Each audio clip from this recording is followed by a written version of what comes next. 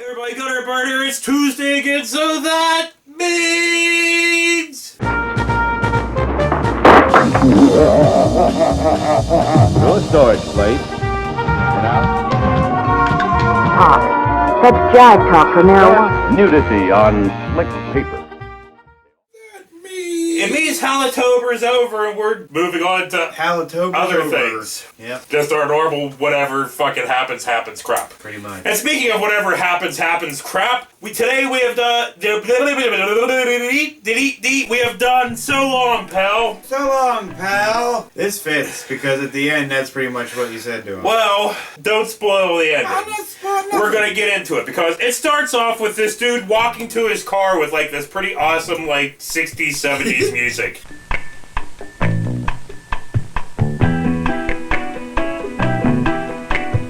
I love this. It was about like vehicles. Well, it's about automobiles. Bumper to bumper, town to town, sea to shining sea. Automobiles going nowhere, follow me. And then He said, he's like, oh, talk about automobiles. Like that kind of fucking shit. And then I guess I forgot to mention that it takes place in LA because it was made by, LA Department of something or other. Safety and concern. Or And with, in association with 20th Century Fox, CBS, and Paramount. That's You're like- kind of crazy. Yeah, that was a lot mixed in there. But, back in the day, everybody had giant, big fucking cars. Everything was huge. It was like driving fucking buses. But anyway, dude's not driving shit because he's stuck in a traffic jam. Our modern technological society has developed highly sophisticated transportation systems. But some of us yearn for the good old days, when you could breathe the clean, fresh air. Yeah, and he's all pissed off. And he's looking back at better times. Well, he's daydreaming of being on a horse and carriage. So this fucker's a time traveler. He's daydreaming. I just took it. It went, got all fucking blurry. He's daydreaming. Yeah, but he went through a lot of errors. Well, then it cuts him on this strange bike. I love you, bicycle, I'll be true. No brand new motor car can take me so far. I don't know what that kind of bike's called. I know it's not a penny farthing because one of them motherfuckers be driving right past. Them. But whatever the hell that thing is, I'm gonna look cool. Whatever the hell it was. I mean, at least he looks like you're less likely to fall off and break your fucking ass. Somebody smarter will comment and be like, it's this kind of bike, you dumb fucking asshole. And then it cuts back to like normal times, present day for him. Right. Whenever, fuck it. When you can't get through traffic, just go to the bar. Why fight traffic when you can stop at your favorite watering hole? For the American tradition of happy hour. After all, the cocktail hour is an American tradition, a transition between the pressures of the day and the pleasures of home and family. What better way to wait out the rush hour traffic? Right, he's like an old school American tradition. Getting sloshed at noon, Harry, do it again. You should have been with us last Saturday. And the fishing was terrific. I'm so sorry. Even the kids were calling in yellowtail. We're going out again Saturday. All right. I will not miss it. Bring Julie and the kids, too. And then it cuts to him and his friend in like the 40s, like a USO type thing. They're like Navy dudes, or seamen or whatever. Seamen. Even while battles raged during the 40s, drinking helped men to forget. It was part of that special time, to enjoy romance and to celebrate life. Wasn't this fucker wasn't his buddy coming over and just pounding drinks with him? Well, in present day. In present day, right. But in 1940s, him and his girlfriend are going to get married. Look, we wanted you two to be the first to know. We're gonna tie the knot. Oh, isn't that wonderful? Congratulations, you two. Hey, let's drink to that. He's like, we're tying the knot before I go off to die. And he's like, awesome. And then, for some odd reason, he's not daydreaming in chronological order or anything. Not really. He now daydreams of the 20s. And in the roaring 20s, drinking had the added thrill of rubbing shoulders with the glamorous underworld. They go to this fucking club, which obviously I assume is a speakeasy since it's the 20s and they're getting all sauced. Right. Whenever he sees this old lady, she looks like an old lady, but it's Big Al's girlfriend. Oh shit, you don't fuck with Big We Al. know Big Al from something. Tom, you're asking for trouble.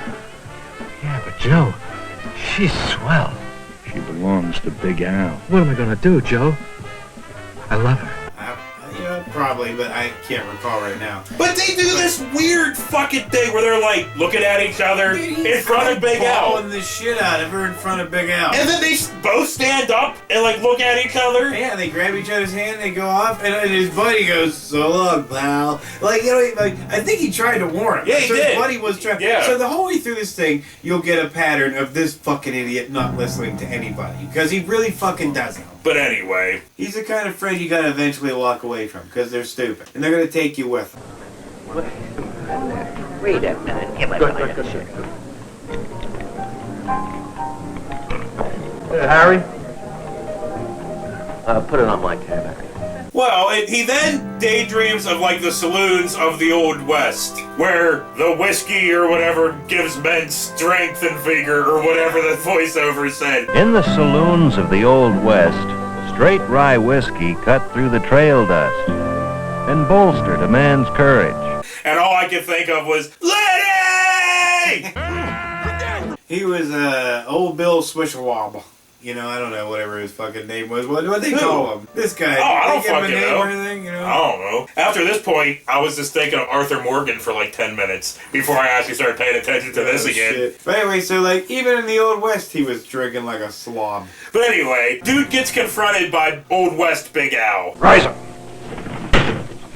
Yeah, Old West Big Al was like, he comes over to Drunkard, you know, and he comes over and And dude's like, he's Lady! like, I'm telling you not to mess with my woman. I told you to keep away from my woman. So fucking Drunkard, lady!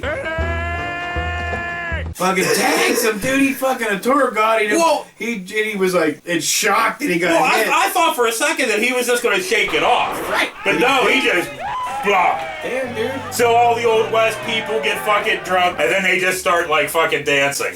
Which doesn't happen either. Sorry, Red Dead. But apparently this dude can hit like George Foreman, so I guess no, we should mess with him, especially when he's on the liquor, because it said about how you're bolstered and you feel stronger and shit or whatever. You know, everybody's seen that asshole at the bar, had a few drinks, and all of a sudden he's He-Man. You know what I mean? He's gonna take on everybody, or he's quick to confrontation. You can't say shit to him. Everybody has Be seen wary of that. the guy that comes in with his woman. It's already got a rat shit fuck look on his face. I mean, it's like, well, we need to go find another bar because that asshole in a few hours is gonna be picking a fight with somebody. It's not gonna be me. So we cut to Dick Dickerson, whatever his fucking name is. I don't fucking know. He's Who's drunk. Dick Dickerson? The main guy. He's drunk driving his horse. Yeah. In those days, getting home was no problem. The horse knew the way and would steer you through the rougher times. Well, I mean, at least your horse would, I guess, remember where to go. Yeah. You know, it'd be better than a Tesla. Falling asleep at the wheel of those fucking things. And then it cuts to present day where Dick Dickerson is drunk driving. Right, he's had about 6 or 7 because his buddy kept going, hey, bartender, round it up, round it up, round it up. And he's like, fucking dude, I'm doing doubles, man. Bam, bam, He didn't bam. complain once. No, but dude, Yeah. 2 doubles, a Gene Beam. So- You know, sounds like I already had some. He gets pulled over by Ecto-1. But fucking Slimer comes out and gets him. That's awesome. But now, cop comes up, does the standard. He's like, "You been drinking tonight, sir?" He's like, "Just look." Yeah. You been drinking tonight, sir? I had a couple. Say, man, get out. Made him get out. The other cop pulls out the fucking massive TV camera. Dude, this thing was a suitcase. He And was then- like on his door, the whole car did. And then they film his sobriety test. Yeah, and he's looking back like, I don't consent to video. And of course he fucks it all up. Of course he did. Mr. Reiser, it's my opinion that you've had too much to drink tonight to be operating a motor vehicle. I place you under arrest for Section 23102A of the California Vehicle Code, driving while under the influence of intoxicating liquor. So they He take had him in. 7 doubles. So they take him in and He give should him be dead. a breathalyzer. Lean forward slightly, place this tube about halfway in your mouth, I want you to blow very deeply. He breathed on it like he's sucking a metal dick. He fell with a .16. See, Mr. Reiser, the results of this test disclose that your blood alcohol content is 0.16%. Under California law, anything over 0.10 is considered to be under the influence. At this time, we're going to book you for the section 23102A of the California Vehicle Code. Can I call my attorney now? Would it be okay if I called him now, huh? Yeah, the cop was pretty nice about it. You know, probably because he was white. But, you know, present day, they wouldn't even bother. They'd have been like, sir, I felt threatened. That's pretty much what it is. We cut to dude and his attorney, and they're talking about the DUI and the sobriety test and about, like, you know, it being on camera. You can't really fucking get out of this. Oh, wait. Not even Perry Mason could get you out of this.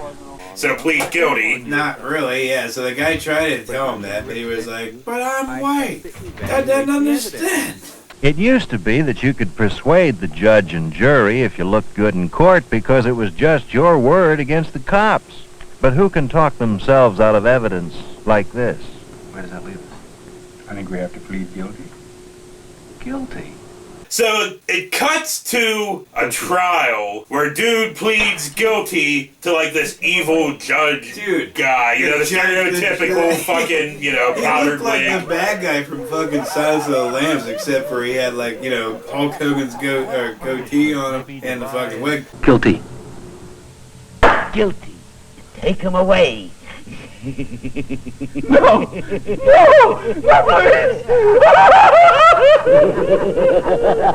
But he was like he's fucking throwing the gaveling at him and shit. Yeah. And this is where it gets a little strange because the voiceover guy starts talking about like what would be some appropriate things to get people to stop drunk driving. What punishments may be devised to dissuade the drinking driver? Maybe kidnap his wife. Your wife is just as responsible as you are, so you're both going to jail. Hey, wait a minute! You didn't do anything!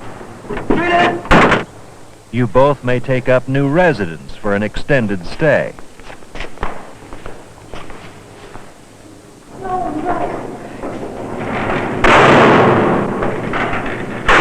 Right, and they beat the shit out of her with clubs, then they throw her inside the minivan. Or you could be forced to shovel snow at gunpoint. Here, work. Yeah, what these like Doug hair? Like, well, Dickhead was like sitting there adjusting his straps on his dumb hat. I'd have smacked him with that fucking thing and dipped out. Or you could be forced to walk in the desert. Or, will a little exercise be the answer for the thirsty driver? Break a deal, face the will, I guess. You know, fucking, they're gonna put you on a horse backwards, put a fucking paper mache head on you, you just be bouncing through the desert. Yeah, bouncing through the desert on a horse with no name. Or, how about firing squad? There's always the possibility of the ultimate solution. It's a bit extreme. Well, Dick Dickerson gets fucking shot. Do you have any last words? I'll never drive after drinking again. Ow! But anyway, that wasn't real, obviously. That probably happens in Utah. We cut to his real... Dude, Mormons are fucked up. Thanks for bringing this into me. I just got done listening to a 6-part last podcast on the left deep dive into Mormonism. Mormons are fucked up. Like, murder, fucking, you know, child fucking, you know, just up until the 2000s and whatnot. But anyway, moving the fuck on. We cut to the real trial where Dick Dickerson gets 1 year probation. 1 year probation, fine of $330, provided you complete the program recommended to you by the probation officer. If you fail to complete the program, you will spend 30 days in jail. Do you understand, Mr. Reiser? Yes, Your Honor. Fine. See the clerk. They're that bad, huh? Abso-fucking-lutely. Wow. And they're still allowed to exist. How nice. Now we cut to the bar where him and his friend are talking about, like, the DUI. I must have the most expensive lawyer in town. It cost me $275 to plead guilty. Did your insurance man contact you yet? Oh. It'll double your cost. Here, Andy. Thank you, Harry. You're a prince among men. and his fucking At punishment. the bar talking about his DUI. So already you know this fucking idiot didn't learn anything. At least you didn't have to do any time. I already did time. I spent half the night at the police station. I spent a whole morning in court. Then I had a whole probationary interview that took the better part of another half a day. Now I gotta spend every Wednesday night at court school. Yeah, they stick it to you every time. Because his buddy's like, that also sounds like some of our old friends. Have a couple other drinks and blah, blah. I'm like, this is not the good friend to have around because he obviously doesn't care about your well-being. He should recognize you have a problem and not feed into it. But no, instead he's like, get another round of it. That sounds like a good idea. A fucking DUI. You know, then you get not the DUI, your second round. 2,000-pound fucking missile and blast it into a family of 5. Just smoke pot, you goddamn moron. So blah blah fucking blah. We cut to him going to a DUI class where they watch a cartoon. And in the very beginning, I'm thinking, man, it's cool. One of those goofy cartoons from back in the day, you know, whenever like him skiing or playing basketball or driving, you know, those were fucking great. Government and safety experts have concluded that over 50% of these deaths and injuries are caused by drinking drivers, and may have been prevented by finding some way to keep them from driving after drinking too much. That's what I thought it was, but it's not. Yeah, Money Mouse. Well, it just gets all fucking, like, kind of weird and whatever. In order to significantly reduce accidents, law enforcement agencies are being specially trained and equipped to detect drivers who have been drinking.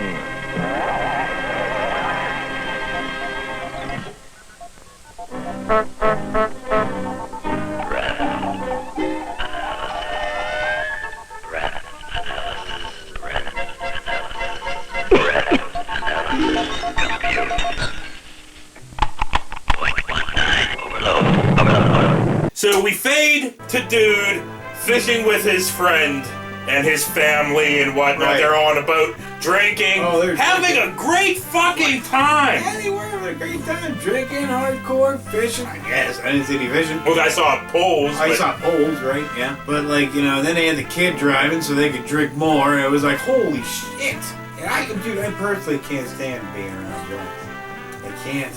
You know, I don't mind drinking a little bit once in a while, myself, but I don't try to like torment people with my crap behavior when I'm drunk. Just drunk people are just blithering fucks who don't know their own strength. And they're like, oh! You know what I mean? They ripping and shredding at you. They get pissed for no reason. They barf on shit. You know what I mean? I've had to deal with you doing that shit numerous times, so I think that's kind of funny. Yeah, I mean, it is. that was like 20 years ago, but a long time. or not, maybe not that long ago, but over the years, I've had to deal with you doing some stupid shit.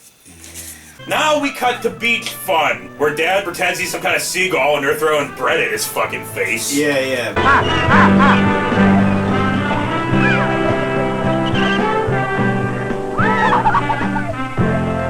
Well, he's drinking the whole fucking time. Yeah, dude. Well, his family gets in the car, wife in the driver's seat. And of course, being the 60s or 70s man, he's got to be like, no, I'm driving. And she's just like, yes, honey. Don't be silly, sweetheart. I'm fine.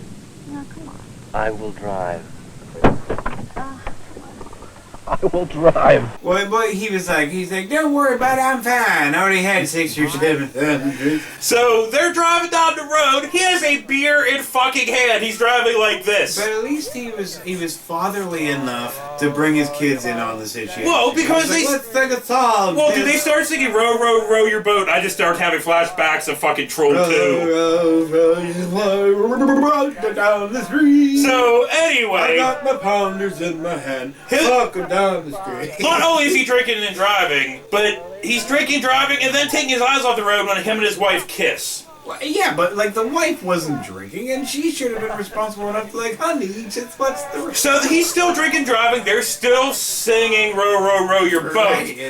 Merrily, merrily, merrily, life is but a dream. Row your boat down the stream.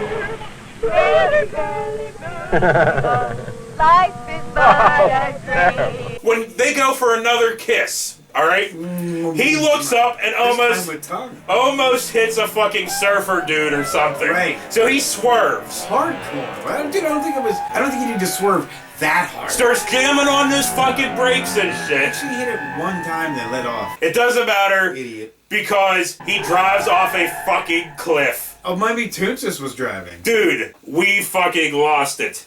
Well, probably like 5 minutes before this happened, I was like, dude, Well, 'cause, like, if he drives off a driving cliff... up to the cliff, alright, once you saw the cliff, this fucking evil fuck's going, drive off the cliff, like a goddamn psychopath, like hoping that And the he show did! would die. And I fucking got up and like, yes! Dude, I got my bad ending. The bad ending I wanted on last Halloween, I got on this. And it was fucking great, dude. They just hit that ground and just stay there. That was it. And we gave it, we were like, yes! And credits roll and we fucking applauded this fucking shit. Thank you. It was Short fucking film. amazing, That dude. was great. So long, pal, you stupid asshole. But dude, I honestly didn't think they were really going to drive off a cliff. So, I just like, said, drive off a cliff. The moral Like, of the story here is don't drink and drive or you'll drive off a fucking cliff. I guess don't drink, drive, and kiss. Yeah, but maybe it also says that, like, the AA shit, don't do now. Because you can't, after a while you're like, I want to drink. And everything takes over, I'm sorry. There is no miracle nothing. Everybody's like, no, we did it. Nope, sorry. Once that fucking demon of whatever it is gets a hold, that's it. We might as well just all give the fuck up. Like, all you people out there, if you're sober, if you've been sober for 20 years, 30 years, 10 years, 30 days, fuck it. Bird says just give up. Pick up that fucking drugs, pick up that fucking alcohol, and just fucking go for it. Bird says fuck it. Because you're already screwed, because no matter what you fucking do, that demon's got a hold of you. So you might as well just... Oh, I didn't really mean it that way.